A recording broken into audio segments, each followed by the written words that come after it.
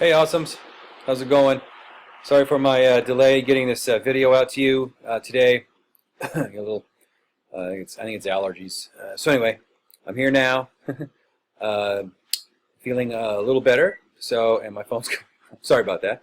So this week we're going to kind of transition from the launch text.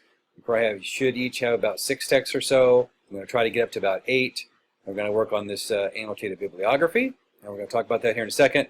And then kind of start working on visualizing our argument or visualizing the conversation that's taking place, as well as thinking about visualizing how we would do this in an Ignite presentation. Then I've made some changes on the schedule for that, which we'll talk about here directly. Okay, so you're here, I'm here, the computer screen is here.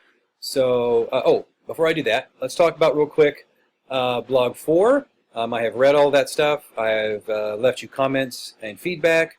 Everyone did an amazing, magnificent job. One thing I do want to kind of just say in general about your research questions and stuff is that as you go into your topic area, I want you all to kind of be thinking about, keeping in mind that as you're reading this launch text and this launch text and then all the supporting subtext, sub-launch text, if you want to call them that you're going to try to find something that's taking place in this whole conversation where you see a gap. That is kind of going to be a key word that we're going to talk about, especially over the next couple of weeks. Is going to try to find a gap in the research, or a gap in the study, or a gap in the conversation where you're reading all this and you go, wait, what about this other thing? Why aren't we looking at this object? Why aren't we looking at this topic, this subject, in this other way? And when you start hearing those voices and you start having some of these realizations, that is when you'll want to say to yourself, hey, you know what? That might be a great idea for a proposal, right? Consider Project 4 is a proposal argument. So you will argue for and propose either a study or some sort of additional research and how it might look in Project 4. So if you're already researching and reading some of your text and you start to say to yourself, you know what, I don't see anybody thinking about it in this other way. Perfect, okay?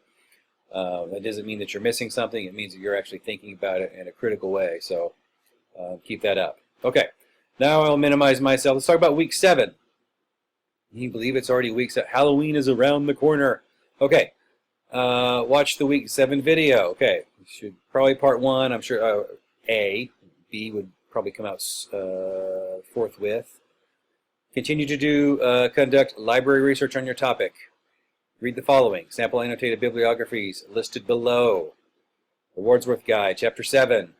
Integrating sources. Reread sources for your research project. Okay, so it's, well, I know, giving you a whole lot of extra stuff to read. It's where they're kind of almost for the remainder of this class, with the exception of maybe a week or two.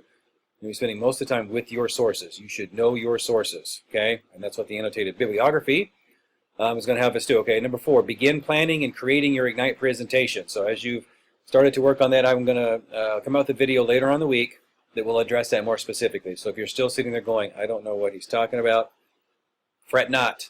Don't worry. Right now, I just want you to really be thinking about your annotated bibliography, okay? And then, of course, let's do this Sunday night, 11:59. And then blog number 5 is an information visualization, which I will talk about later as well.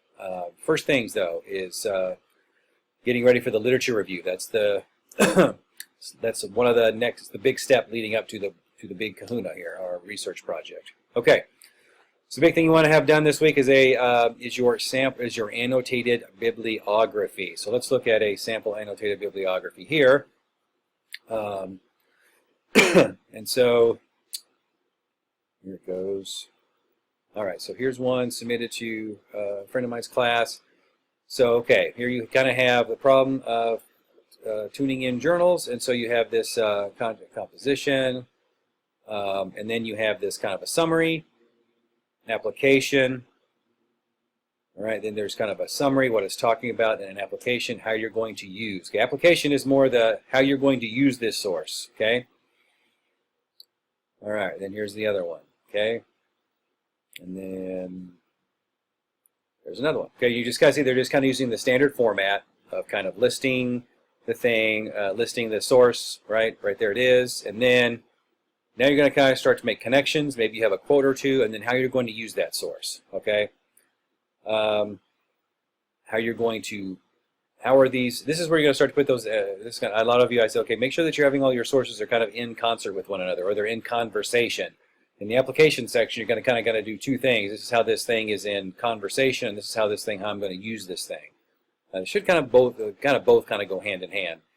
Okay, so one thing I will say about this sample, and hear me say this now: your summary doesn't need to be that doesn't have to be that long. Okay, I'm more concerned if you understand the text, then you should be able to apply them. Okay, but you should be no more than 1 page per source. Okay, at the longest. Okay, and it shouldn't be any shorter than 3/4 of a page. Okay, per source. And you're going to kind of put those in conversation in concert with one another. Okay, and you should have a minimum of 8 sources. So you should have a minimum of 8 pages, and double space, the whole 9 yards. Okay, all right. So that should be. I think that's pretty self-explanatory.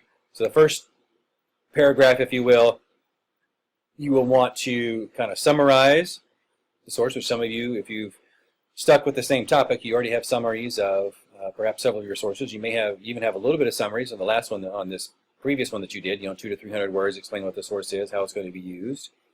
So you've already kind of got samples that go, now we're going to kind of get to the next level and get to get every single one of our sources, because when you write a literature review, that is what you are doing. You're going to take this source is related to this source, it's like this source, they're all talking about this one thing, here's what so-and-so says, which is like what so-and-so says here, right? And then this is how they gel, or this is where they differ. It's kind of like a mini compare and contrast, but not a genre analysis of their individual. Now you're going to be looking at their arguments, how they're putting their research together, etc. So feel free, if you want to read a couple of these to kind of get the idea. The biggest thing I'm looking for is summary and application. What's the main argument, okay, of the article? What is that author saying? And then how are you going to use it? And how does it tie into your research question and your other sources? That's what you're really trying to get accomplished.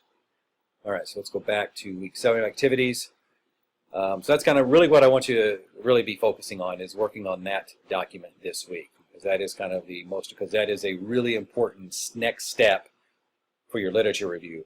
If you do a really, really, really strong annotated bibliography assignment, bibliography paper, the literature review is even easier to write. They can be kind of challenging anyway. Okay, I'm going to keep this short. I'll submit another video. Here's where you'll submit your annotated bibliography, FYI, this week.